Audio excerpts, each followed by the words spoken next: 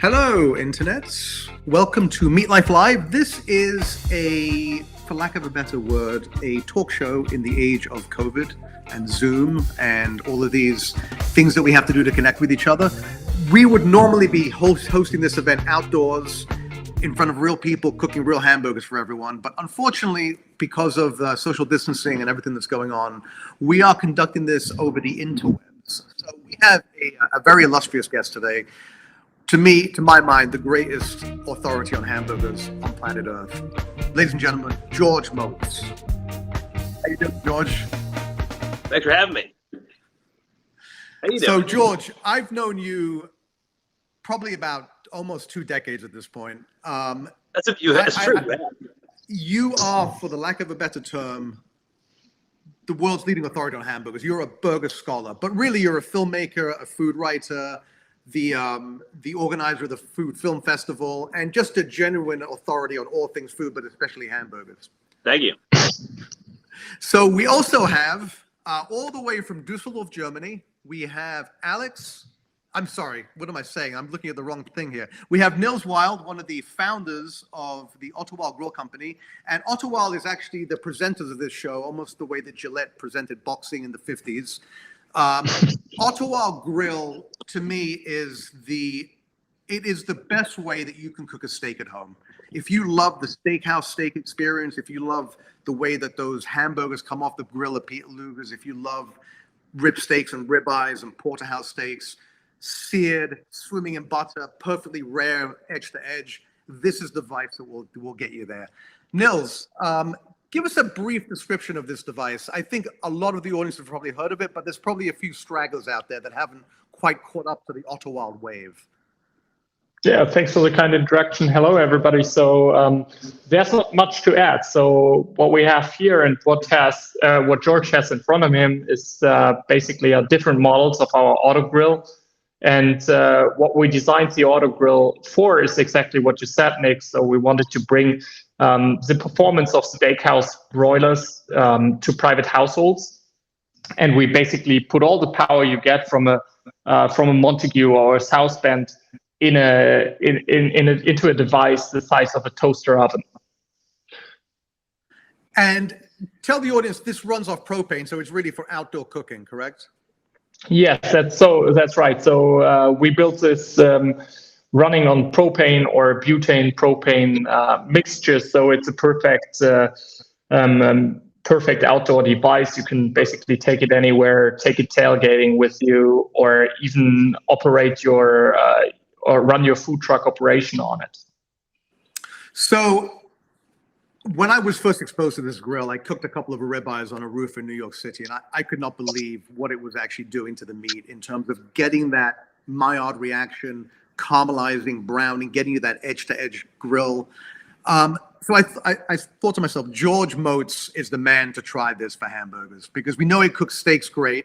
And as much as I love flat top hamburgers, there's a big place in my heart for that steakhouse hamburger, right? That broiler cooked under, dry aged beef cooked under a broiler. So George, tell me about your experience with the Otto, because you've had it for a few months now, correct? I've had it for a while. I love this thing so much. I love it because it does something that nothing else can do. I found out. I mean, I keep coming back to it because it creates so much heat, so much downward heat. And it's like nothing else I've ever used obviously at home or either in my house or in my backyard. It's truly amazing. So, but we were talking to Chef John Cesar in Dallas about burgers, and I asked him the question, can you cook a burger on this thing? What would happen? And he said the best way to do it was to use a pan. So, I mean, that's what I've been doing. I've been cooking burgers in a pan inside this thing, but I've also been cooking everything. I mean, I made oysters Rockefeller for my mom for Mother's Day on this thing. I actually brought it to her house. I've cooked potatoes. I've roasted asparagus in this thing. It's amazing. It really is. And I'm imagining you've cooked some steaks too. Oh yeah, of course. Of course, I cooked a few steaks in here. more than a few. So Nils, let's talk about that a little bit, because it is primarily for searing, but obviously you can do anything that requires that top-down scorching heat, whether it's a creme brulee or whether you're trying to do oysters Rockefeller as George did. Tell us a bit about the underlying technology behind this. Yeah, for sure. So we built it as a perfect searing device to basically complement techniques like sous vide, but also just to give you that fast, very intense sear that you get from steakhouse broilers. So basically, what we have is we have two commercial infrared burners built inside the top of the device, and it radiates the heat downward. So basically what you get for cooking is only radiation heat. There's not a lot of convection because we actually designed it without a front door. So actually like no heat is getting trapped. Of course, this gets warm, but what you're cooking on is basically pure radiation heat. And that's what you want for an even sear, because you don't want to cook your meat from one side by coincidence while you're searing the top.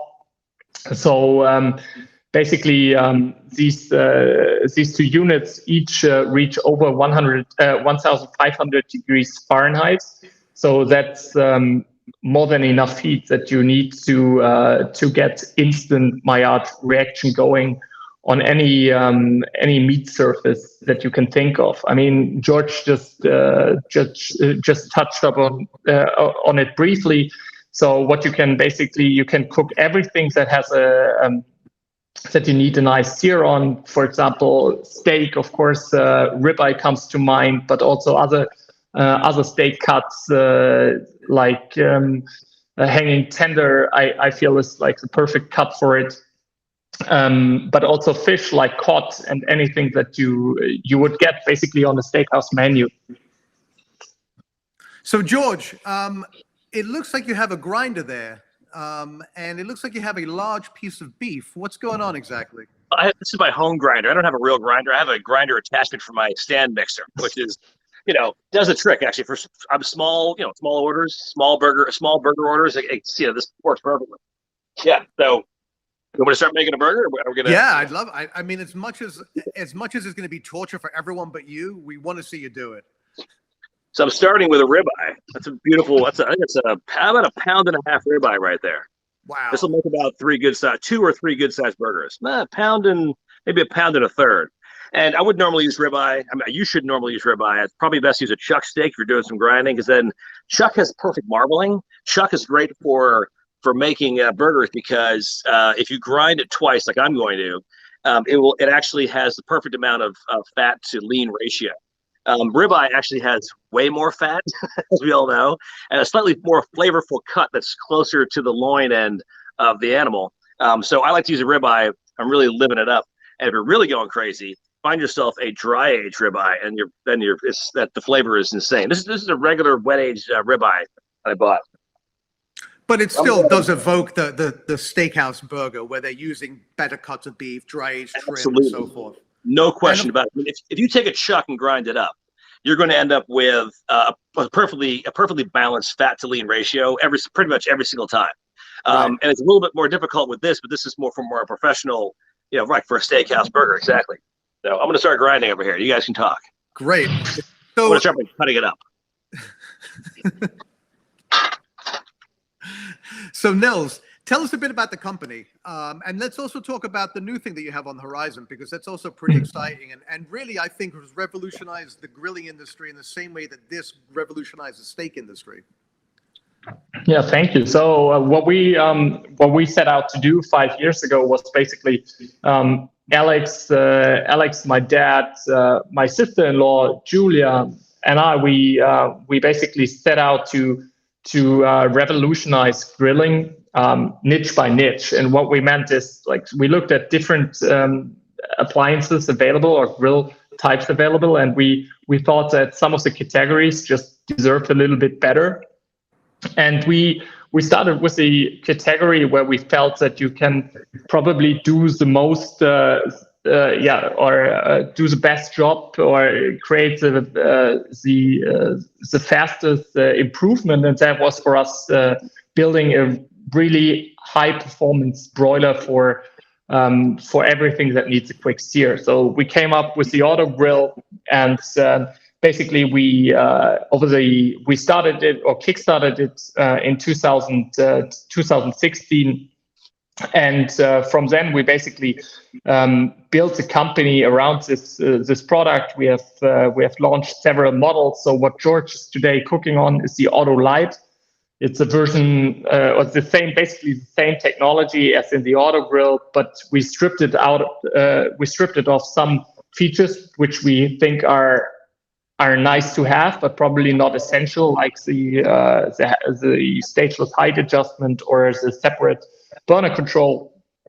But we wanted to really present our audience with a little bit more economic version of the product that still gives you the brute force of the Auto Grill.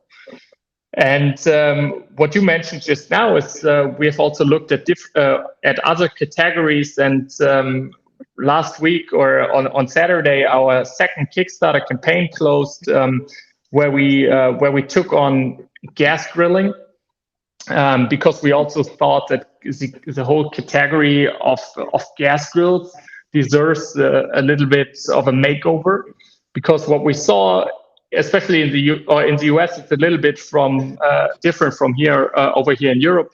But in Europe, you have basically three problems, which is you probably the price value ratio is not the highest. So we thought that we should design a gas grill with high quality components.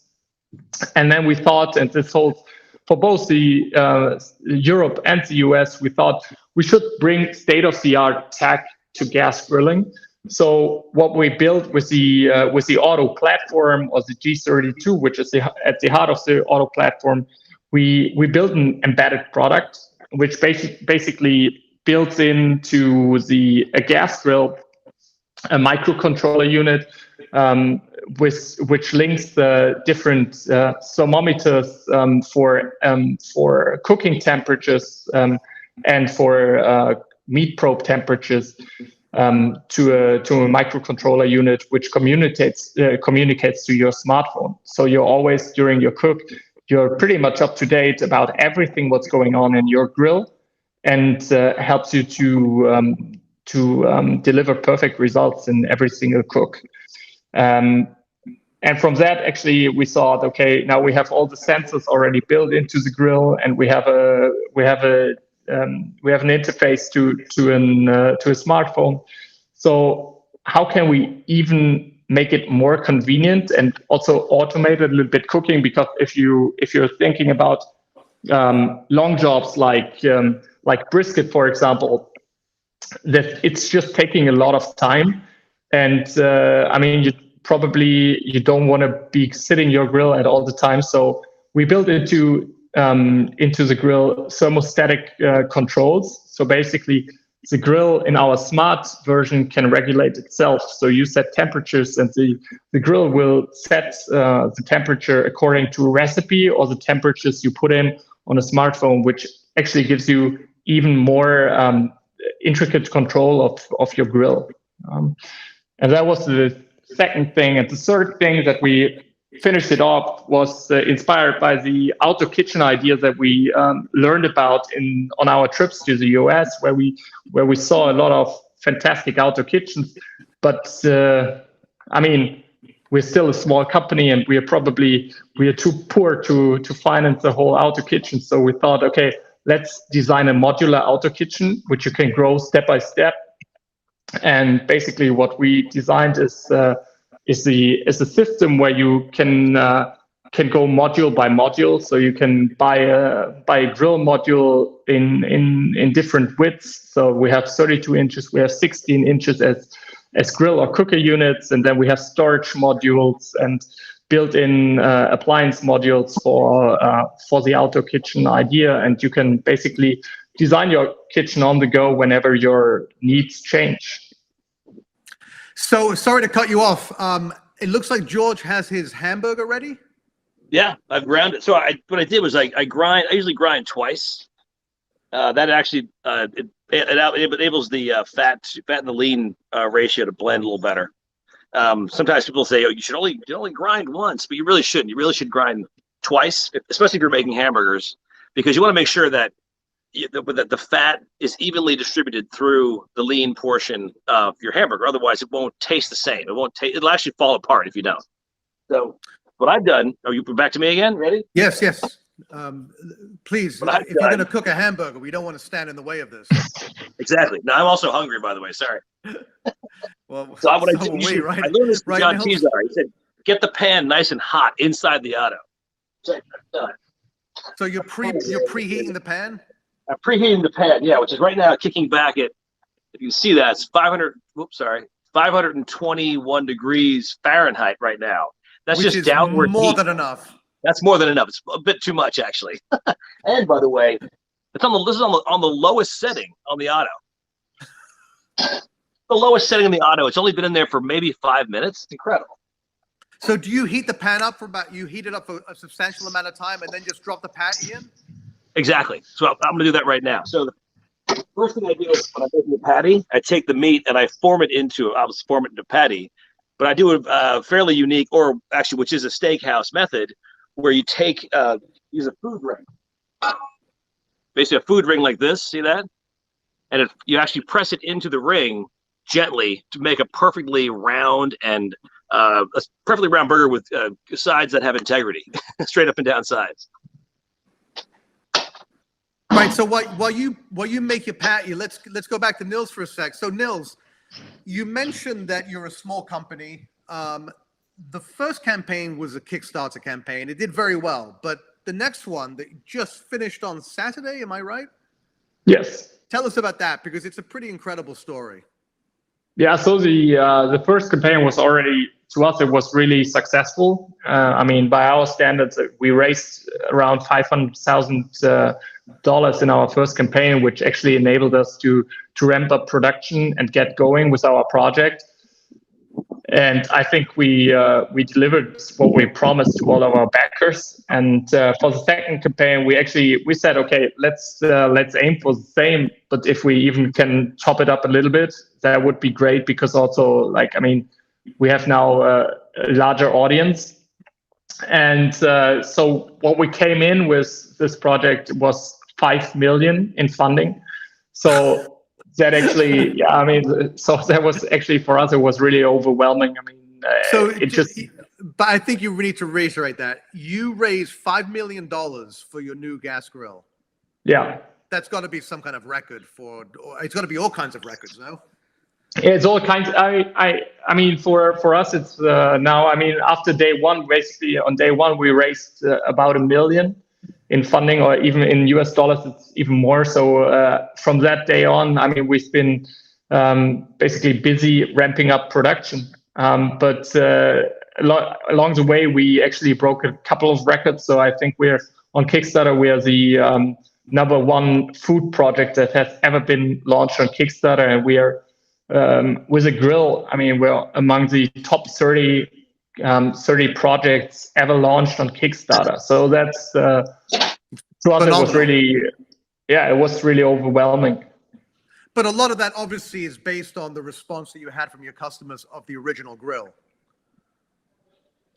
Yeah, at least that's what we attribute it to. I mean, I think it's both. It's people like the idea of modularity and they buy into it, because I think it's not only us that think, okay, I want to build an outdoor kitchen, but I either don't have the money to finance one now, and I don't know what I need to have in my setup, and I want to go have a little bit more flexibility. But also, I mean, we have learned from a lot of our existing customers that they backed our project because they like our original product and especially like the quality of our product. So I mean, the feedback feels really good. I mean, it's also putting a little bit of pressure on, but we are well prepared to deal with that. So let's jump to George, because I think he's ready to cook that hamburger for himself. I'm definitely ready. Sadly, not us. So on a piece of parchment paper, look at that perfectly built patty using a food ring. And it looks like not very loose packed, right? It's pretty loose. Yeah, you don't want to pack it too tight. You see, I've created a little bit of a divot in the center, because what will happen is this thing will cook and the center will rise a little bit, but you want to be able to have a little bit of almost like a valley in there. See that right there? Let's make it happen. Ready? Yeah.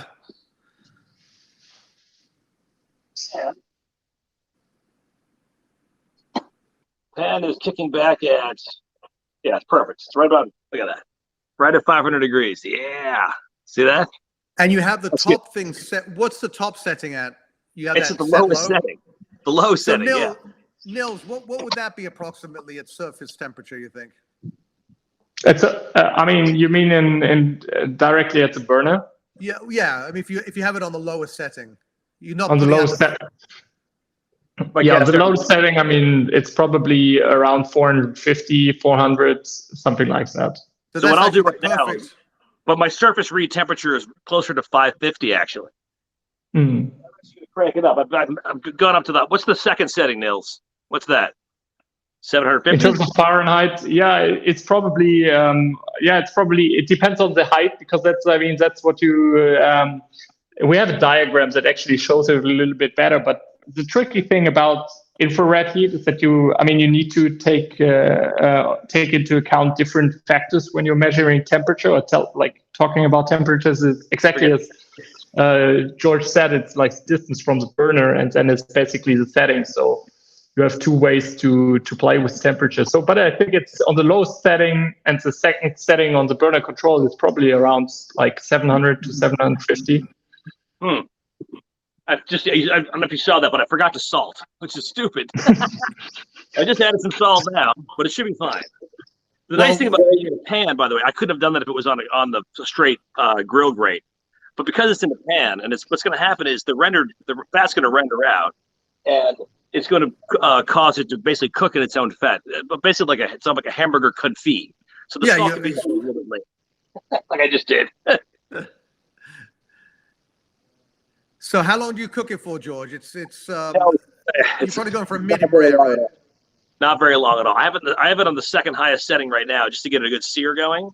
The pan was kicking back at about 500 degrees, and the top down, who knows? I can check right now.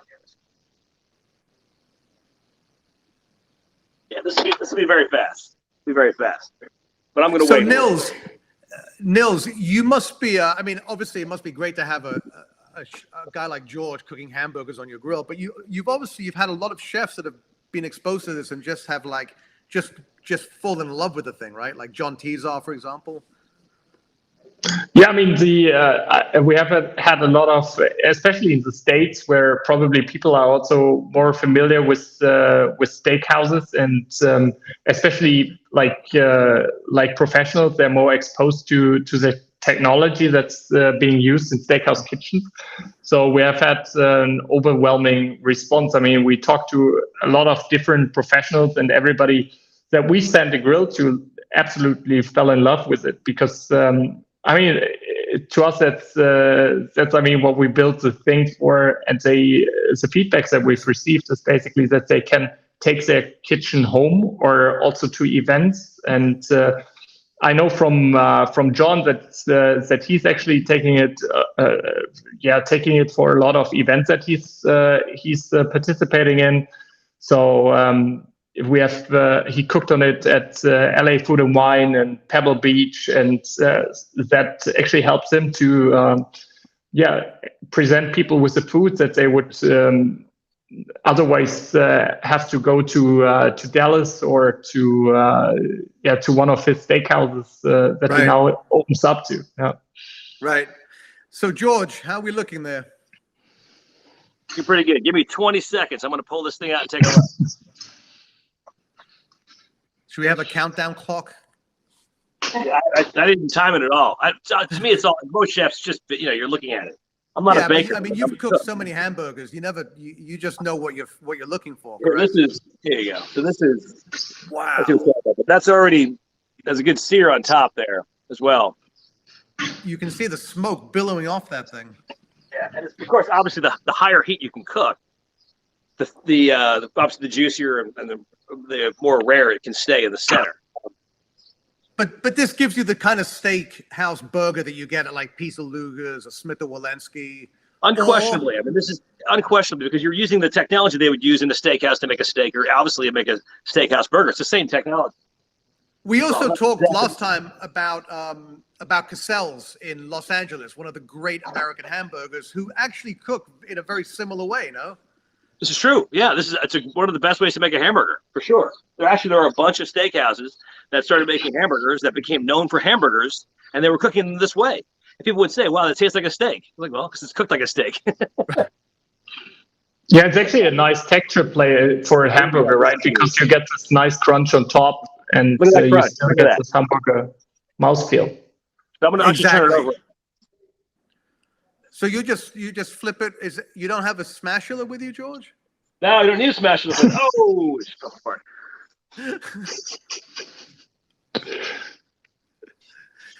So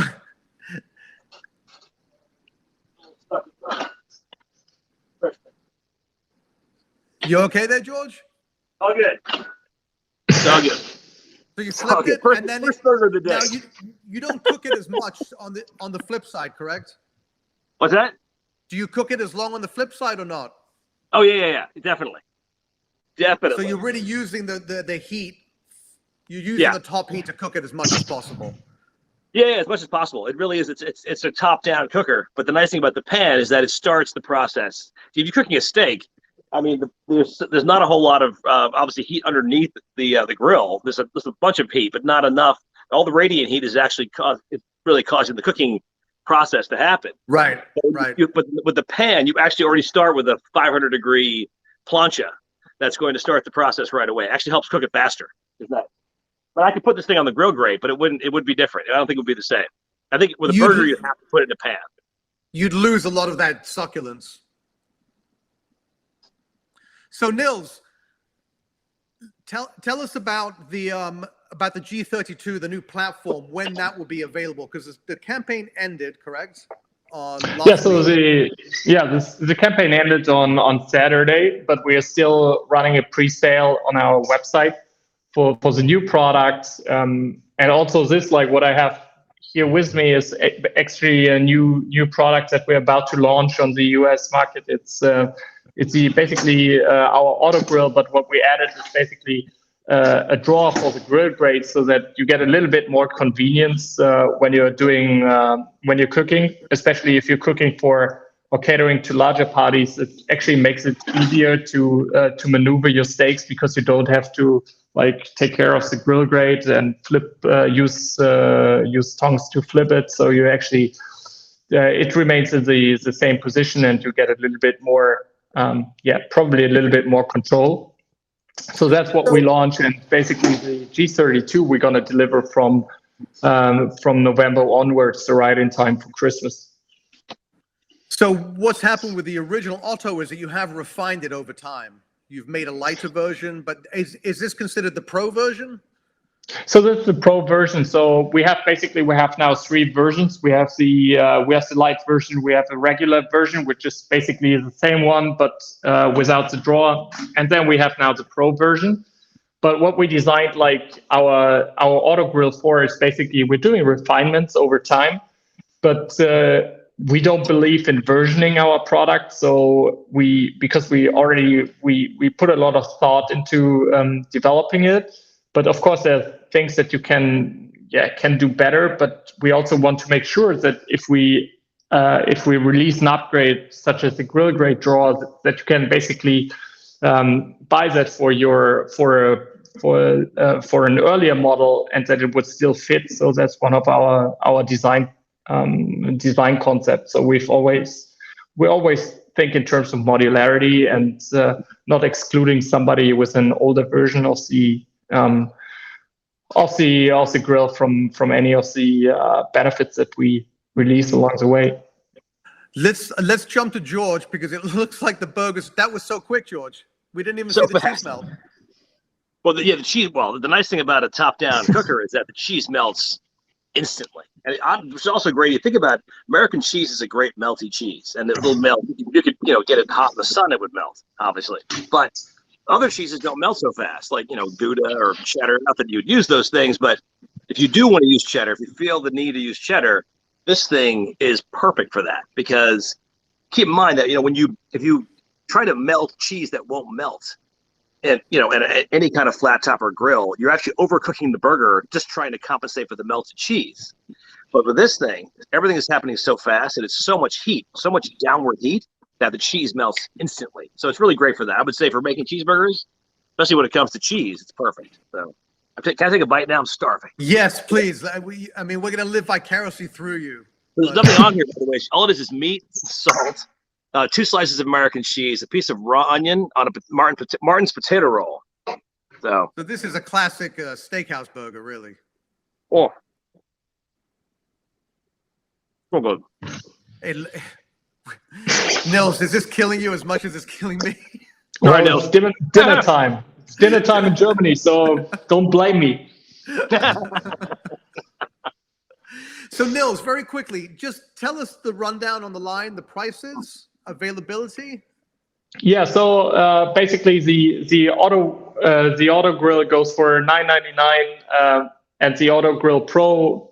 I mean, we haven't released pricing for it, but it will probably add another $100 to the lineup. And the lighter one is also lighter in cost, so it goes for $6.99. So for under $700, that's the one George is cooking on. That's correct. Yeah. So really, the thing about it is that the performance is the same throughout the product line. There's just convenience features.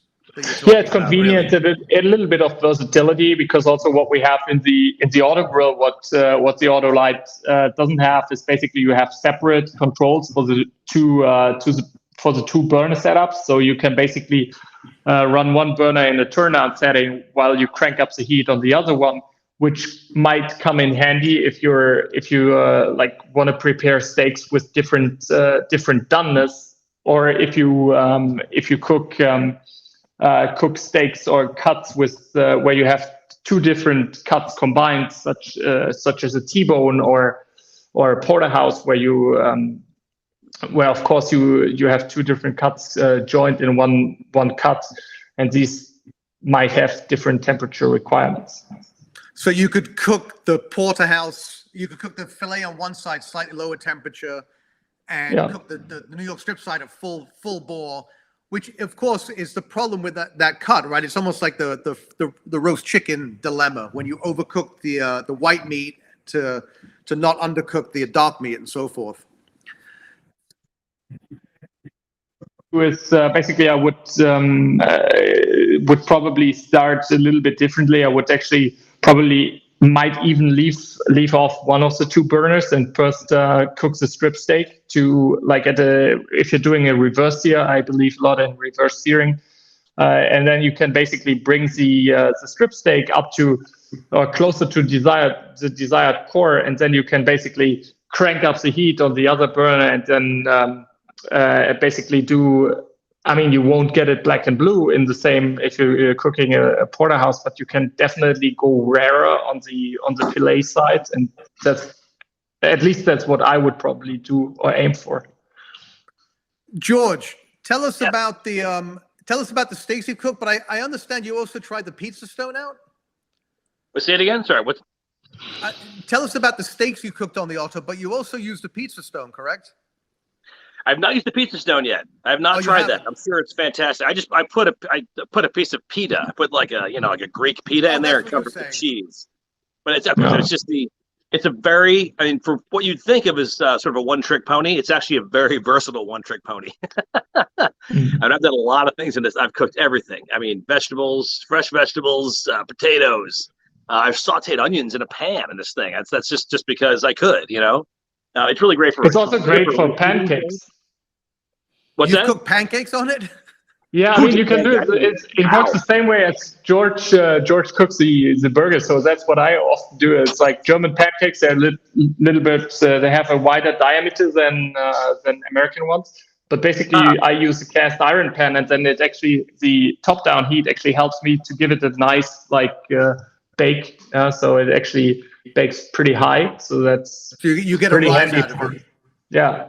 Yeah, I mean, one of the best things I've done this multiple times now, is you take some small potatoes, you boil them, and you get them just soft enough.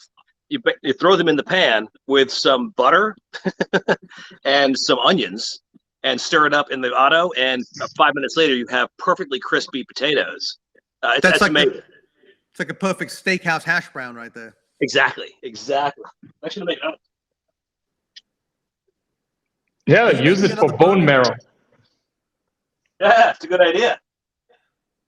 Yeah, I mean, it really is. Anytime that you need intense searing heat, this is the device to use. No. Are you putting another burger in, George? Yeah, of course. Starving. How do you think we feel? Well, gentlemen, thank you very much. George, tell us how people can get in touch with you and discover what you're doing. And I think you have a show that's premiering this week, no? Yes. The season finale of Burger Scholar Sessions on First We Feast, part of Complex Media on YouTube, is tomorrow. Tomorrow at 11 a.m. is the season finale. It's a fun show. We actually made the show in quarantine with my quarantine, which is my girlfriend, my daughter.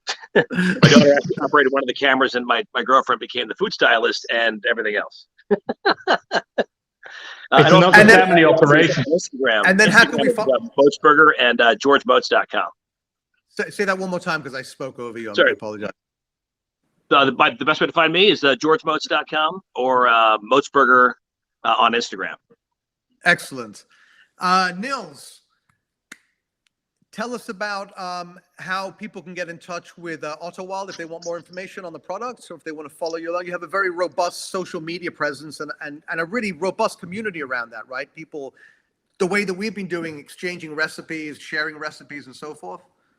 Yeah, sure. I mean, you can check out our product line on autogrills.com or autowild.com, whatever you prefer, and or you check out one of our social media channels. So we're up on Instagram or Facebook, and on Facebook, I also always recommend checking out our. There are different owner groups for where you actually get all the information also, and actually you get probably all the information on how to cook on this thing, and people share their experiences, and it's a great resource to turn to if you want to get more information. Great. And then as far as the new grill campaign, that's going to be the new grill campaign is finished, but you can pre-order, right, on your website? Yeah, you can pre-order, and we also give pretty decent discounts before because you have to wait for your product, and basically you're still helping us to secure some volume for production. So basically we're giving very robust discounts on the product, and it will be up on the US website. I'm not sure if we're already up, but check out our Kickstarter campaign page, which is still on, and you can check out our video and find all the product information. So would love if you have any questions. Also, you can always shoot us a message on either our social media channels or directly contact our customer service team. Excellent. Well, gentlemen, thank you so much. Really appreciate your time. George, thanks for having us. We're very jealous of your hamburger, George. And it's already, look at that. In the time that you talked about the grill, the burger's ready. This is incredible. That fast. Yeah, amazing. All right, gentlemen. Well, thank you. And guys, thank you so much for watching out there. And we'll see you on the next episode. Thanks, everybody. Thank you. Enjoy, George. Oh, yeah. Number 2. Thanks. Don't worry. I'm sharing them. Sort of. No, it's amazing. Yeah. What do you think about chopping up the ribeye? You say you're not a big fan of chopped burger styles? No, I am. God. I'm a fan of chopped burgers. Yeah, for sure. I love all. I mean, the chuck steak is probably the best way to go. Use a big piece of chuck for ease of use. All right, guys, we're gonna sign off now. We'll continue the conversation offline. Thanks, Thanks guys. very much. Thank you. Cheers. Bye. Have a good one. Bye.